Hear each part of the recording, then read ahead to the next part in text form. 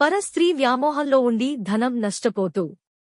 కుటుంబ విషయాలు, బాధ్యతలు పట్టించుకోకుండా కుటుంబ సభ్యులతో అనవసరంగా గొడవలు పడుతూ తన ఆరోగ్యంపై శ్రద్ధ లేకుండా ఉండే పురుషుడిని ఆ అమ్మాయి నుండి వేరు చేయాలి అంటే గృహంలోని తల్లి లేదా గృహిణి అమావాస్య తదుపరి వచ్చే మొదటి శుక్రవారం నాడు ఉదయం స్నానాదులు పూర్తి చేసుకుని ఇష్టదైవ ఆరాధన తరువాత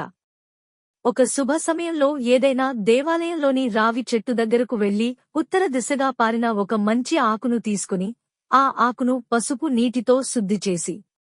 ఆకుకు ఎడమ వైపున పురుషుడి పూర్తి పేరు, కుడివైపున పరస్త్రీ పేరును అష్టగంధంతో దానిమ్మ పుల్లను ఉపయోగించి పేర్లు వ్రాసి ఆ ఆకును పురుషుడి యొక్క తలగడ క్రింద శుక్రవారం రాత్రి నుండి మంగళవారం వరకు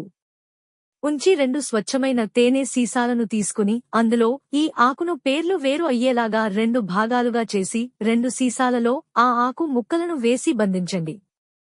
అదే రోజున పురుషుడి పేరుగల సీసాను మీ గృహంలోని దేవుని మందిరం నందు ఉంచి దూరం చేయవలసిన స్త్రీ యొక్క సీసాను ప్రవాహ నదిలో వేయండి.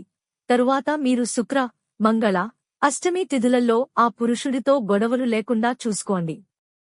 పరస్త్రీ నుండి తన కొడుకుని కాపాడుకోవాలి అనే తల్లి శుక్ర, ఆదివారాలలో దుర్గమ్మకు పూజ చేయండి. పరస్త్రీ నుండి తన భర్తను కాపాడుకోవాలి అనే భార్య శుక్ర, మంగళ, అష్టమి రోజుల్లో కాత్యాయని అమ్మకి పూజ చేస్తూ ఉండండి. 90 రోజుల్లో మంచి ఫలితం